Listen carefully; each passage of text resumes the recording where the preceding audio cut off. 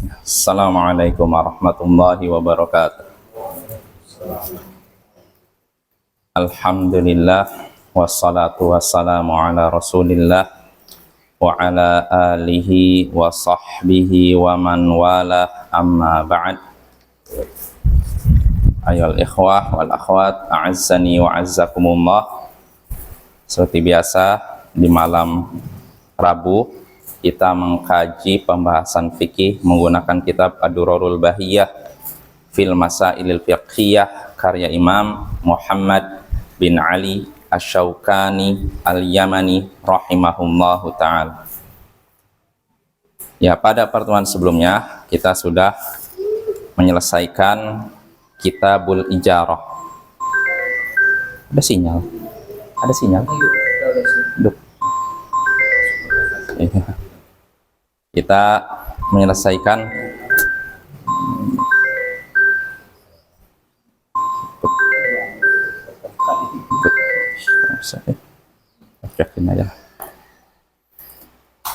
kemarin sebelumnya kita sudah menyelesaikan Kitabul Ijarah dan kita sudah membahas pada pertemuan terakhir tentang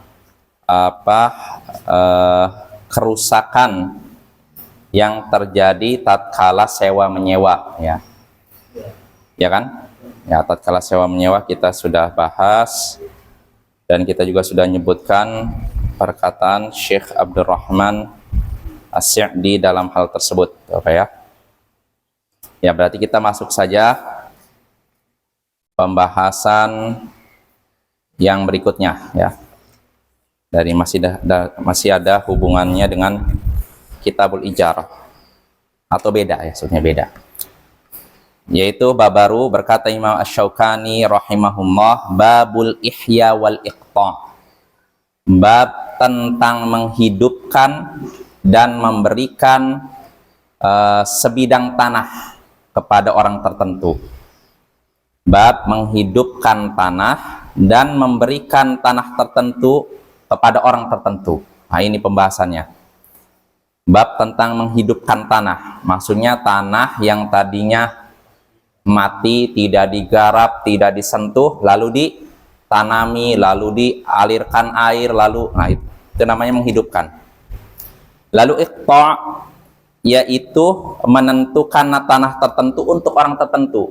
Misalkan, tentu saja dalam hal ini penguasa, ya. Penguasa misalkan punya keputusan, misalkan ada beberapa lahan, misalnya berapa hektar, 1 hektar diserahkan kepada orang tertentu karena ada kemaslahatan tertentu misalkan. Nah, yang seperti inilah yang akan kita singgung, apakah yang seperti itu boleh atau tidak, ya.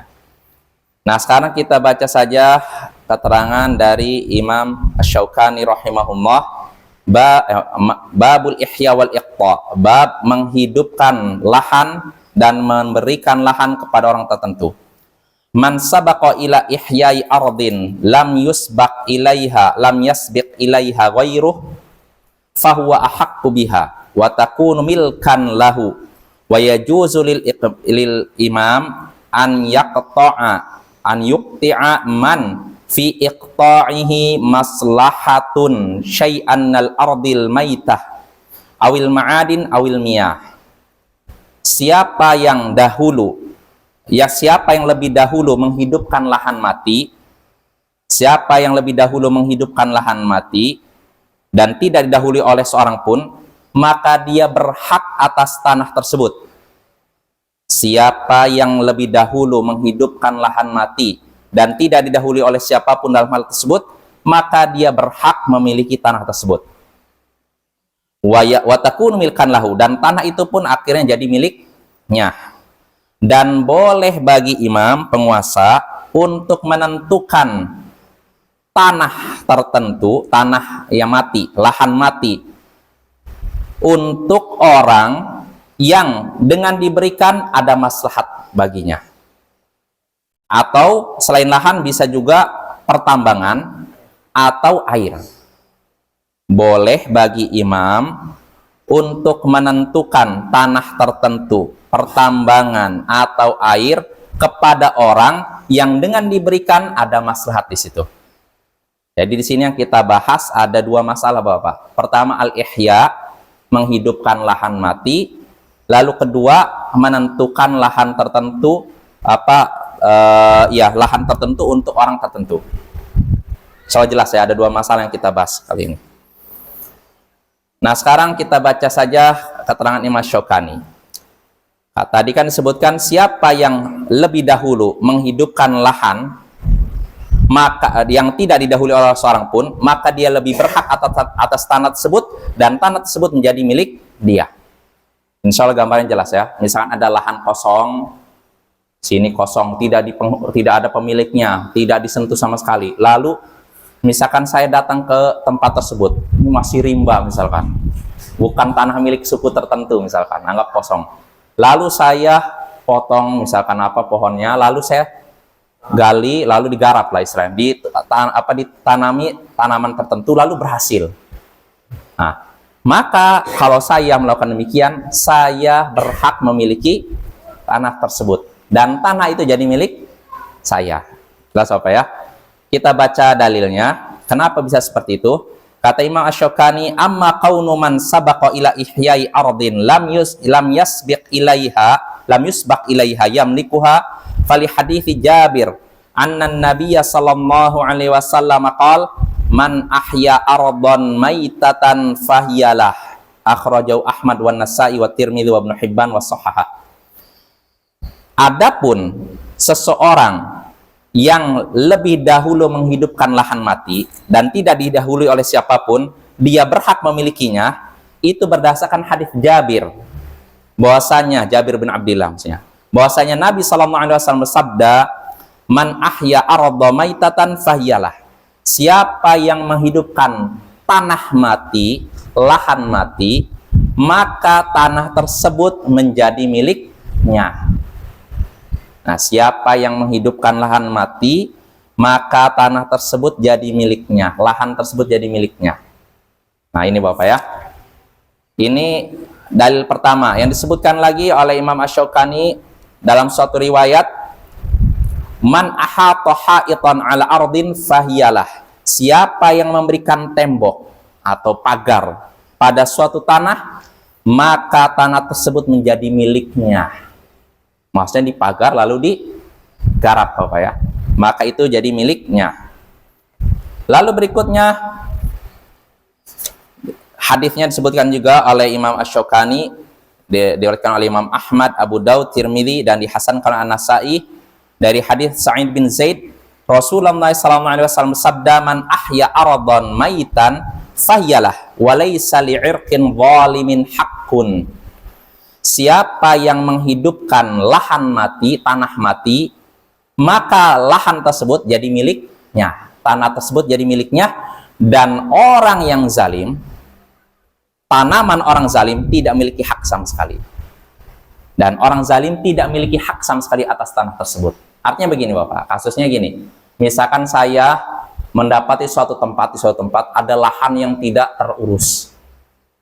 Di situ lahannya pertama ya mungkin masih rimba atau rumput tinggi dan tidak diketahui milik siapapun, milik suku apapun, anggap itu ya. Lalu saya pun garap, saya bersihkan, lalu saya tanam. Saya tanam apa contohnya? Nah, di sini yang laku apa? Kelapa lah. Nah, nggak berapa lama setelah saya udah menghidupkan itu, saya pulang ke rumah sibuk mungkin pulang ke rumah seminggu, balik lagi sudah ada tanaman lain. Istilahnya di apa? Dicaplok gitu. Loh, kok ada tanaman lain? Ternyata orang lain udah menanam. Setelah itu dia mengklaim, ini tanah saya. Maka kata Nabi, bagi orang yang zalim tidak memiliki hak atas tanah tersebut. Artinya yang berhak siapa? Yang pertama, saya dalam hal ini.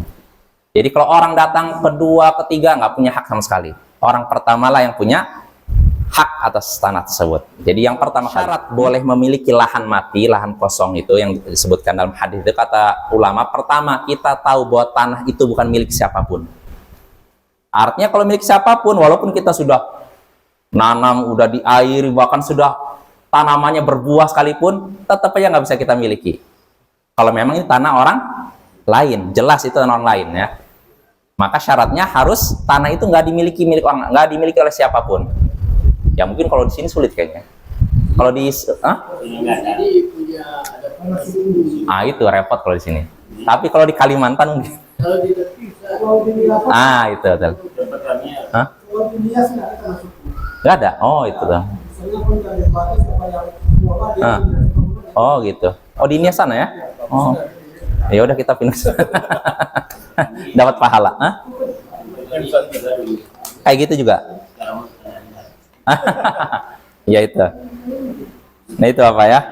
Jadi kata para ulama artinya apa? Bolehnya memiliki lahan kosong, lahan mati dengan syarat pertama, tanah tersebut tidak dimiliki siapapun. Dimiliki siapapun umum, mau satu orang atau keluarga atau suku. Kalau memang itu tanah milik suku tertentu, lalu kita garap, tetap nggak boleh. Nggak bisa jadi milik kita.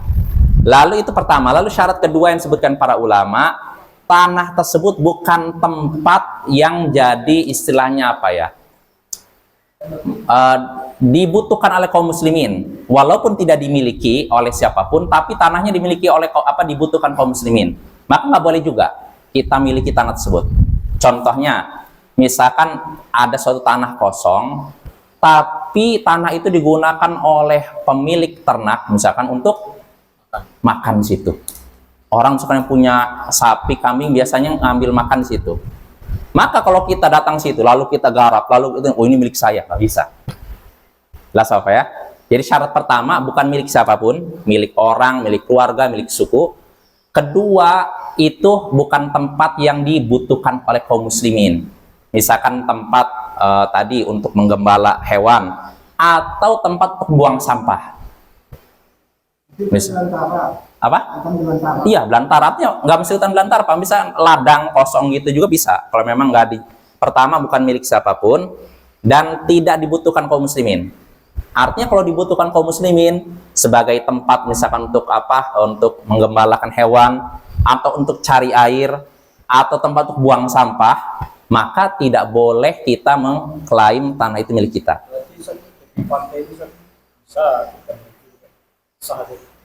Pemerintah kan nggak mengizinkan.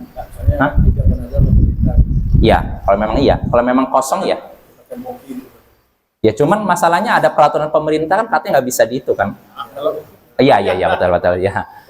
Kalau misalnya pemerintah nggak melarang, ya nggak masalah. Iya nggak masalah. Iya kalau memang misalkan anggap pinggir pantai nih terbengkalai gitu kan, nggak ada orang miliki, satu orang pun, keluarga pun, suku pun. Dan pemerintah pun nggak menggarap, maka kalau kita garap boleh. Ini termasuk pembahasan ini, menghidupkan lahan mati, menghidupkan tanah mati. Jelas apa ya? Jadi pokoknya nggak mesti di daerah yang dalam pinggir pantai sekalipun nggak masalah. Kalau memang lahannya kosong, jangankan gitu. Kata para ulama, kata Syekh Muhammad bin Shalih Al-Utsaimin, kalaupun di kampung orang, tapi kampungnya sudah ditinggalkan orang, boleh juga. Misalkan ya kayak di Jepang tuh kan pernah ada terjadi kebocoran nuklir kan, atau di Ukraina ya, yang kebocoran reaktor Chernobyl ya itu ya, reaktor itu kan ini ketika pecah tinggal orang pada lari, kampung mati ya. Maka kalau kita mau menghidupkan itu boleh, dan itu jadi milik kita karena udah ditinggalkan oleh orang-orang. Iya, nggak ada penghuni. Kira-kira ada di sini? Nggak ada di sini. Di Indonesia kayaknya nggak ada ya? Ada? Nggak ada. Hah? Ada ya? Yang masih ditinggalkan orang-orang, Pak, udah nggak, orang nggak nempatin lagi udah. Dulunya pernah perkampungan lalu tinggalkan. Nah, dulu kan melakukan. Nah, sekarang udah di sibuk air, udah caranya. Terus ambil kita yang milik itu kan tadi begitu. Iya. Ya artinya kan itu kan iya, pokoknya selama tanah itu nggak dimiliki oleh siapapun, dimiliki oleh keluarga apapun, suku apapun, lalu kita menghidupkan nggak masalah. Nggak masalah. Iya, pokoknya apapun Bapak ya, mau di pedalaman istilahnya atau di pinggir laut sekalipun, kalau memang kosong, tidak terawat nggak masalah. Itu sama seperti ini Bapak, kata Syekh Utsaimin, sama seperti ini. Misalkan ada orang punya barang, dia tinggalkan, dia nggak bawa. Misalnya saya punya HP-nya udah nggak berfungsi, udahlah taruh aja lah. Atau masih berfungsi tapi udah males pakainya, saya pergi. Lalu ada orang nyaksikan, boleh nggak ngambil? Dan orang itu nyaksikan saya udah ninggalkan sengaja, bukan karena lupa. Ah, taruh aja, pergi saya. Boleh nggak? Iya, boleh. Sama itu juga kampung begitu. Kalau misalkan suatu kampung itu memang dulunya ada penghuninya, lalu semua orang kampung itu meninggalkan kampung tersebut, entah mungkin karena takut bencana alam atau takut apapun, maka kalau kita nempati itu lalu dihidupkan, itu jadi milik kita, berhak. Jelas Bapak ya? Itu pembahasannya. Walaupun pendapat yang kuat tidak diizinkan pemerintah. Apalagi kalau pemerintah izinkan, itu lebih lagi. Cuma memang pemerintah bisa gini, ketika suatu kampung misalkan pernah ada di daerah mana, saya pernah lihat tuh, pernah suatu kampung itu pernah terjadi longsor besar, lalu pemerintah minta satu kampung itu dievakuasi, nggak boleh tinggal di situ. Maka kalau kita mau ke situ, biasanya pemerintah tidak mengizinkan. Karena apa?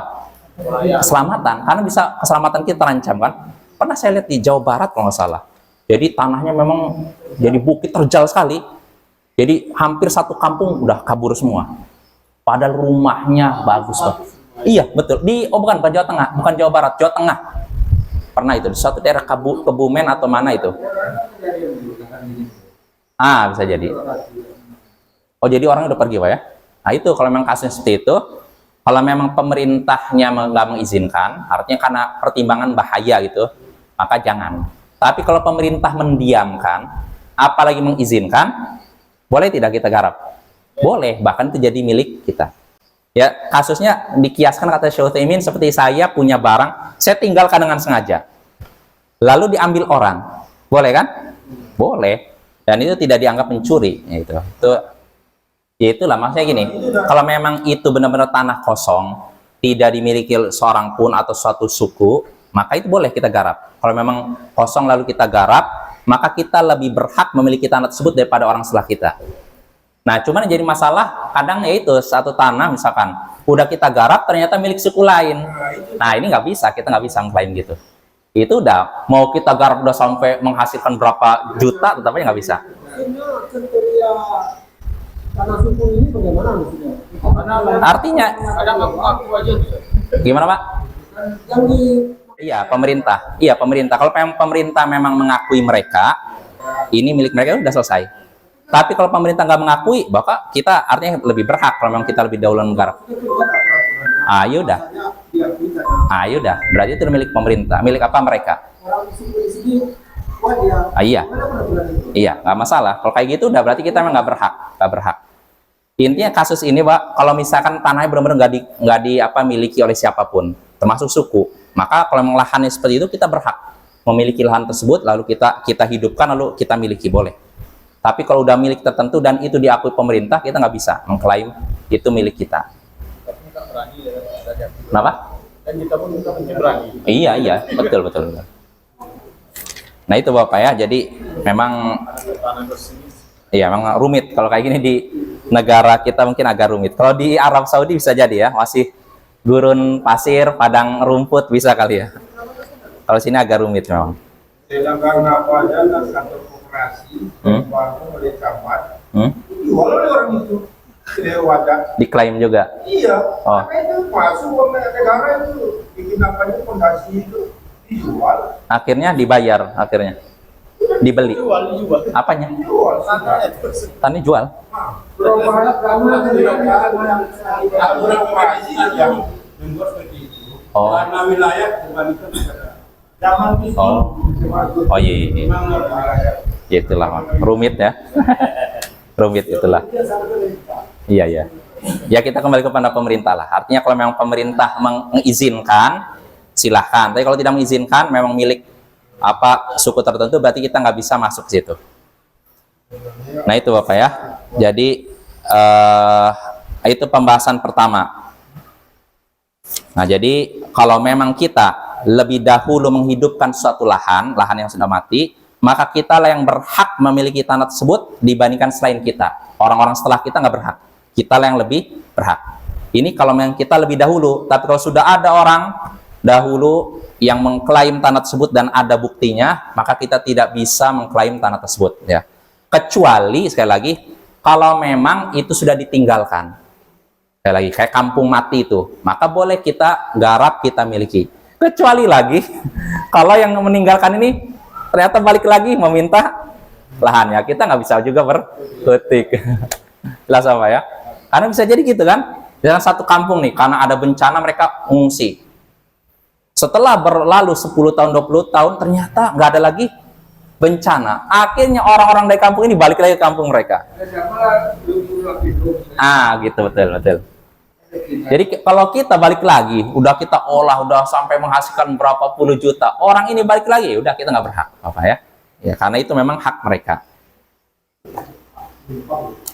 Nah, itu pembahasan pertama, pembahasan tentang menghidupkan lahan mati. Lalu pembahasan berikutnya, yang juga mungkin penting perlu kita ketahui, di sini oleh Imam Asy-Syaukani, wa yajuzu lil imam an yaqta'a man fi iqta'ihi maslahatan syai'an minal man fi iqta'ihi maslahatun syai'an al ardil maitati awil ma'adini awil miyah. Boleh bagi penguasa, bagi imam, untuk menentukan atau memberikan lahan tertentu, sedikit lahan tertentu, lahan mati atau tambang atau air kepada orang yang dengan diberikan ada maslahat di situ. Boleh bagi imam, penguasa, memberikan lahan mati, suatu lahan mati, atau pertambangan, atau air kepada orang tertentu, diberikan, karena apa? Ada maslahat. Nah, jadi boleh bagi imam memberikan lahan tertentu, tambang tertentu, air tertentu kepada seorang yang dengan diberikan ada maslahat di situ. Jelas apa ya? Ada maslahat. Artinya kalau tidak ada maslahat, tidak boleh. Ya. Apa dalilnya yang seperti itu diperbolehkan? Di sini Imam Asy-Syaukani menyebutkan wa amma kaunuhu yajuzu lil imam iqta'ul ardil maitati wal ma'adini wal miyah falima fi sahihain min hadithi Asma binti Abi Bakar min annaha kanat tanqulun nawa min ardi Zubair allati aqta'ahu Rasulullah sallallahu alaihi wasallam. Adapun bolehnya penguasa, imam, penguasa ini mau bentuknya presiden kah, raja kah, boleh bagi penguasa memberikan lahan mati, pertambangan, dan air kepada orang tertentu, itu berdasarkan hadis dalam Sahih Bukhari dan Muslim dari hadis Asma binti Abi Bakar, bahwasanya Asma dulu sering membawa buah kurma di kepalanya dari tanah Zubair yang diberikan oleh Rasulullah. Asma sering membawa buah kurma di kepalanya dari tanah Zubair. Tanah Zubair ini siapa? Zubair Al-Awwam. Siapa itu? Suaminya, suami Asma. Jadi Asma binti Abi Bakar ini, putrinya Abu Bakar, dia sering membawa kurma di kepalanya dari tanah Zubair. Dan tanah tersebut, tanah yang diberikan oleh Rasulullah. Artinya apa? Rasulullah kan sebagai pemimpin kan? Ya apa ya? Pemimpin ketika itu. Rasulullah menentukan nih, tanah ini untuk si Zubair. Nah, itu. Nah, yang seperti ini diperbolehkan. Tapi tentu saja kalau ada maslahatnya. Terus apa ya? Pemimpin boleh, misalkan ada lahan tertentu, misalkan daripada lahan ini terbengkalai dah buat si fulan, kamu garap. Nah, itu boleh buat apa ya? Nah, itu seperti itu contohnya. Itu ada maslahatnya. Itu yang pertama. Lalu berikutnya itu hadis dalil pertama, Bapak. Lewat. Lalu berikutnya itu dalil pertama. Lalu dalil kedua terkait bolehnya memberikan lahan mati kepada orang tertentu kalau memang ada maslahat. Di sini Imam Asy-Syaukani menyebutkan ini. Wa akhrajal Bukhari wa ghairuhu min hadithi Anas qala da'an Nabiy sallallahu alaihi wasallam al-ansar liyuqti'a lahumul bahrain faqalu ya Rasulullah in fa'alta faktub li ikhwanina min Quraisy bimithliha falam yakun dzalika 'inda Nabiy sallallahu alaihi wasallam. Sampai situ aja. Jadi diriwayatkan oleh Imam Bukhari dan selainnya dalam Sahih Bukhari dan selainnya dari hadis Anas, ia berkata Nabi sallallahu alaihi wasallam memanggil kaum Ansar untuk memberikan kepada mereka tanah Bahrain. Bahrain itu negara di dekat di Timur Tengah, Bapak ya, di sebelah timurnya Arab Saudi. Jadi Rasulullah ingin memberikan tanah Bahrain kepada kaum Ansor yang ada di mana? Madinah. Nih buat kalian kelola begini. Namun kaum Ansor berkata, wahai Rasulullah, kalau Anda ingin melakukan itu, berikan juga itu kepada saudara kami dari kalangan Muhajirin, yaitu dari kalangan Quraisy. Tentukan juga, berikan juga semacam itu kepada saudara kami dari kalangan Quraisy, yaitu dari kalangan Muhajirin. Nah, di sini Bapak, Rasulullah ingin memberikan tanah Bahrain kepada kaum Ansor. Artinya penguasa boleh memberikan tanah tertentu kepada salah satu rakyatnya atau orang tertentu untuk diolah. Jadikan lahan mereka diolah dan digarap. Jelas Bapak ya? Ini dalilnya. Namun kenapa Ansor menyatakan berikan juga kepada saudara kami di kalangan Muhajirin? Kenapa kira-kira?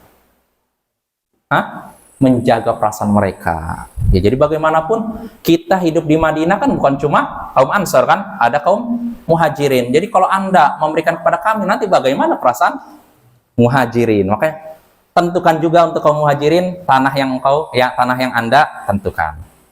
Nah, itu Bapak ya.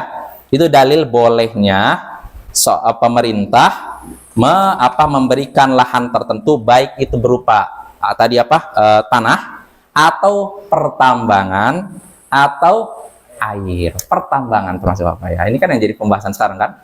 Ya kan? Oh, ini kok pertambangan, maka pemerintahlah yang berhak menentukan. Misalnya pertambangan diberikan kepada pribadi tertentu atau ormas tertentu. Ini hak pemerintah. Jelas Bapak ya? Jadi pemerintah punya hak dalam hal menentukan demikian. Ya jangan kita langsung berprasangka buruk, wah ini permainan politik apa, usah gitu. Itu memang hak pemerintah kalau memang ada maslahatnya. Dan pemerintah tentu saja ketika memberikan pemberian tertentu mempertimbangkan maslahatnya. Jelas Bapak ya? Ya kalau memang nanti ternyata muncul mudarat, tinggal laporkan aja kepada penguasa ini, ternyata Pak Presiden, Anda sudah memberikan ini kepada ormas ini, ternyata kenyataannya makin buruk nih. Pertambangan atau lahan ini diberikan kepada ormas malah yang jadi seperti preman misalkan. Mereka misalkan malak orang yang lewat situ. Nah, ini baru laporkan. Tapi kalau tidak ada kemudaratan, bahaya seperti itu, maka biarkan. Jelas Bapak ya? Ini sudah dipraktekkan oleh Nabi SAW di zaman beliau. Jelas? Nah, itu dalil tentang bolehnya pemimpin memberikan lahan tertentu, lahan mati, pertambangan atau air kepada orang tertentu kalau memang ada maslahatnya. Masih ada waktu 5 menit lagi. Ya terakhir Bapak, hadis terakhir terkait dengan bolehnya menentukan tanah tertentu kepada orang tertentu kalau ada maslahat. Dalil yang disebutkan oleh Imam Syafi'i, wa aqta'an Nabi sallallahu alaihi wasallam Wa'il ibn Hujr aradan bi Hadramaut kama akhrajat Tirmidzi wa Abu Dawud. Begitu juga Nabi pernah memberikan kepada Wa'il bin Hujr tanah di Hadramaut. Hadramaut itu di mana? Yaman. Rasulullah memberikan tanah Hadramaut kepada Wa'il bin Hujr. Dan ini disebutkan oleh Tirmidzi dan Abu Daud. Nah, ini dalil berarti boleh penguasa memberikan tanah tertentu kepada individu tertentu atau mungkin ormas tertentu supaya digarap. Yang penting ada maslahatnya. Kalau ada maslahatnya silakan. Tapi kalau nggak ada maslahatnya bagaimana? Jangan. Tapi kalau ternyata pemerintah seperti itu bagaimana Bapak? Tadi ketika menyebutkan hadis tadi, yang ketika kaum Ansor ditawarkan tanah di Bahrain, kaum Ansor kan nolak kan? Kata mereka, kalau mau Anda memberikan kepada kami, berikan juga kepada kaum Muhajirin. Dan ternyata Nabi nggak punya itu, artinya kalau diberikan nggak cukup. Lalu Nabi pun berkata di sini, innakum satalqauna ba'di atharatan fasbiru hatta talqauni al-haud. Sesungguhnya engkau akan menemui sepeninggalku, yaitu setelah Nabi meninggal, pemimpin-pemimpin yang atharah. Artinya apa? Mengutamakan dirinya daripada rakyatnya. Kalau kalian menemui itu, fasbiru, bersabarlah sampai kalian bertemu denganku di telaga surga nanti. Nah, pemimpin-pemimpin yang mengutamakan dirinya daripada rakyatnya ada tidak zaman sekarang? Banyak. Tapi apakah Nabi berontaklah dia, jatuhkanlah dia? Tidak kan? Nabi nyuruh apa? Bersabar. Nah, maka Bapak Yang pemimpin seperti ini tadi banyak di zaman dulu sampai zaman sekarang, dan nanti zaman nanti pun bisa jadi ada. Maka sikap kita menghadapi pemimpin-pemimpin seperti itu, jangan kita berusaha menjatuhkannya, memberontaknya, tapi kita bersabar. Itu adalah ujian Allah pada diri kita. Dan ujian Allah nggak bisa dibalas dengan pedang, kata para ulama. Terus dibalas dengan apa? Ya bersabar, banyak berdoa kepada Allah sambil berusaha menasihati pemimpin. Kita apa ya? Itu dalil tentang apa? Kalau memang pemerintah udah menentukan tanah tertentu, ternyata salah. Misalkan tanahnya ternyata untuk kerabatnya, ya kan salah kan? Kan harusnya memberikan tanah kepada orang yang ada maslahatnya kan? Ternyata berikan kepada kerabatnya, dan kerabatnya nggak bisa garap tanah. Salah kan? Maka sikap kita itu salah, tapi kita nggak boleh menjatuhkannya. Tinggal kita nasihati. Kalau dinasihati nggak juga nurut gimana? Ya sudah, urusan dia dengan Allah di hari kiamat nanti. Jelas apa ya? Yang ini selesai. Insya Allah pada pertemuan berikutnya kita masuk pembahasan baru, yaitu tentang syarikah, kitabus syarikah, tentang perserikatan. Ya subhanakallahumma bihamdik, asyhadu an la ilaha illa anta, astaghfiruka wa atubu ilaik. Assalamualaikum warahmatullahi wabarakatuh.